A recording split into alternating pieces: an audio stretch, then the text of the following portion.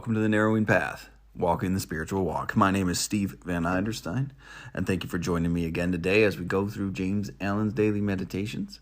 It's been a great journey so far for all of January and February, and I'm looking forward to February 6th. February's just had a bunch of topics and readings that really have brought some old principles and maybe even spiritual laws, some will call them, to mind, that have been great for me to keep in mind.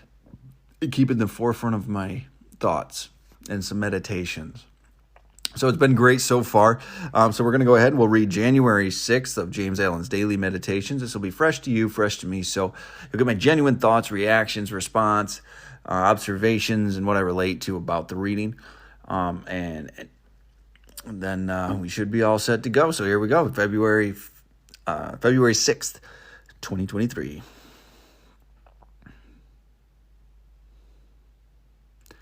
There is nothing that a strong faith and an unflinching purpose cannot accomplish. There is no difficulty, however great, but will yield before a calm and powerful concentration of thought, and no legitimate object, but may be speedily actualized by the intelligent use and direction of one's soul forces. Not until you have gone deeply and searchingly into your inner nature and overcome many enemies that lurk there can you have any approximate conception of the subtle power of thought, of its inseparable relation to outward and material things, or of its magical potency. When rightly poised and directed in readjusting and transforming the life conditions. Every thought you think is a force sent out in accordance with its nature and intensity. Will it go out to seek a lodgment in the minds receptive to it, and will react upon yourself for good or evil. Think good thoughts, and they will quickly become actualized in your outward life in the form of good conditions. I wholeheartedly agree with this one. I do believe that the line it opens with, there is nothing that a strong faith and an unflinching purpose may not accomplish. That to me is so true.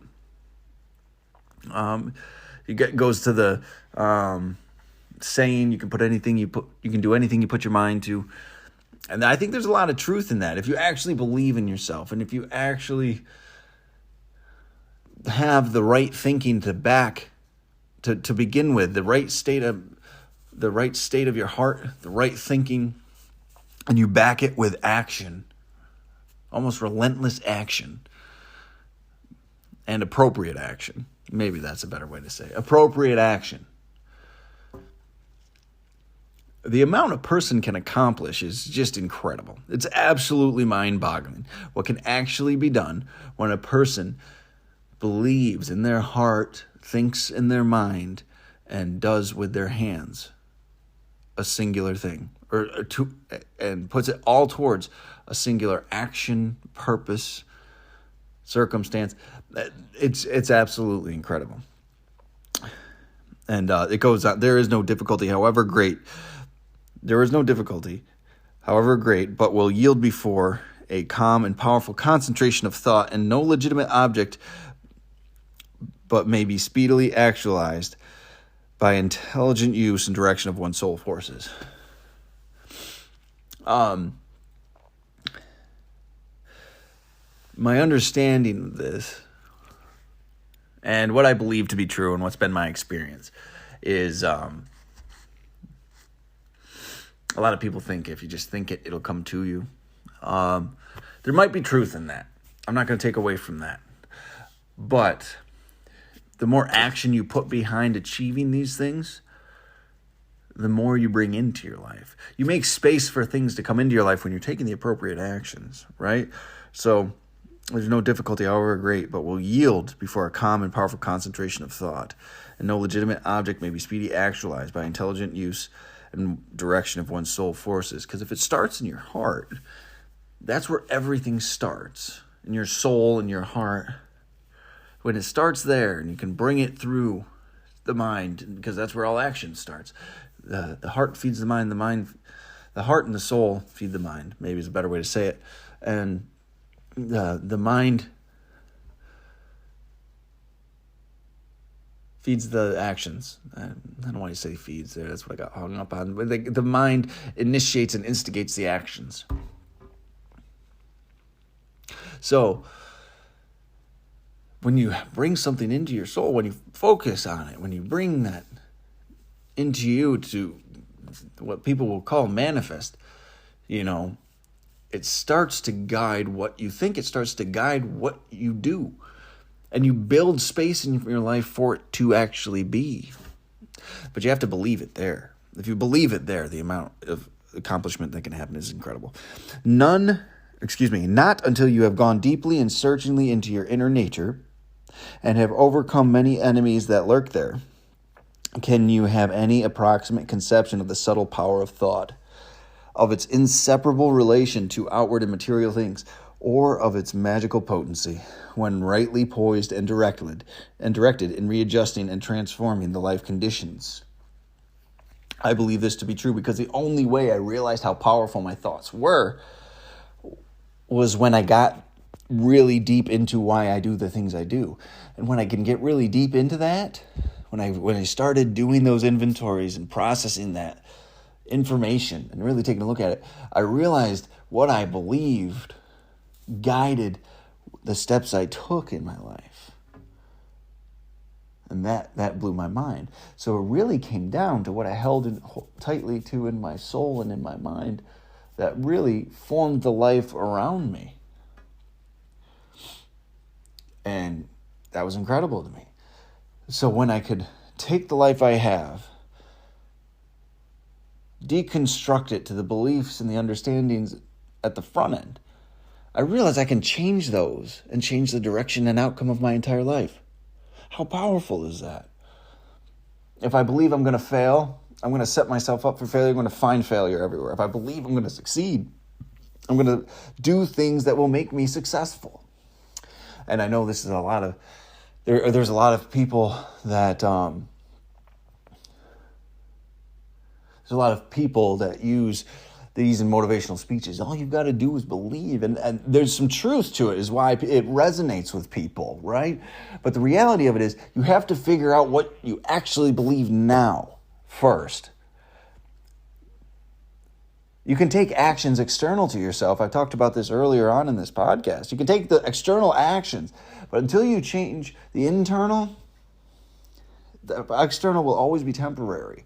So when you change the external actions, it gives you the opportunity to see what you actually believe about yourself, or what you actually believe about life in general, whatever area of things you're looking at, right?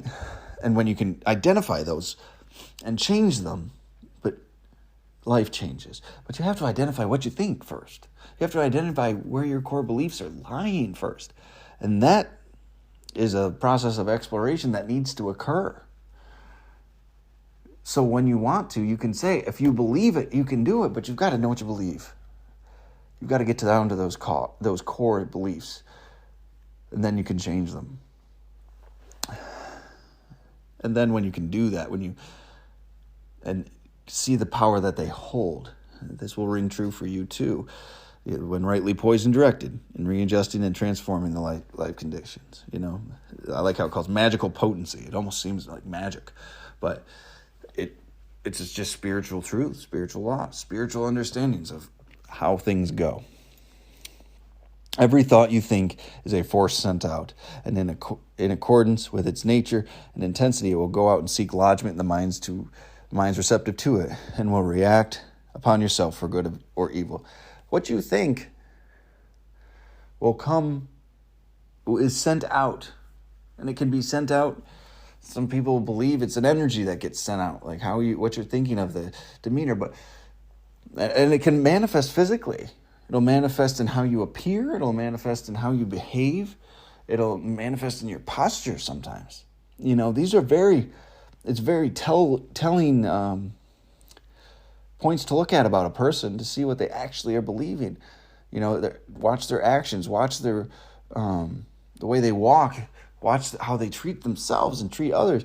It shows you a lot about what they're actually thinking. Like, it gets communicated.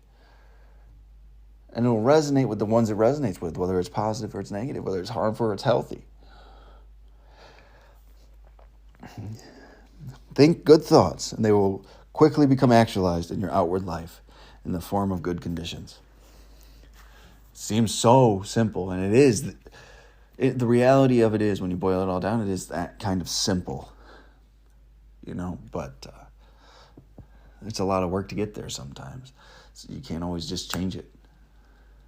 You can start to. You can start to overlay new beliefs and new ideas, and it'll help the older negative ones or the original ones bubble to the surface, because they will be in direct conflict.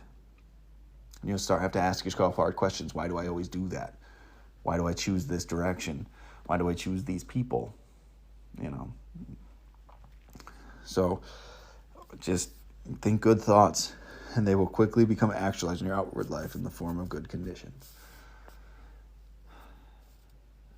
When you change your beliefs, and it gives you the opportunity to think those good thoughts, believe those good thoughts, your life will change.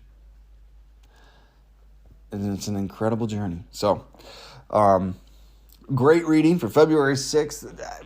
So good. Absolutely love it. Just talks about the power that we have, when we hold with ourselves, and the magical potency of what we hold, the beliefs we hold in our soul and in our mind, and what we think, and how that can manifest. So thank you all for joining me, and I look forward to tomorrow, February 7th, and we'll go from there. So until next time, thanks.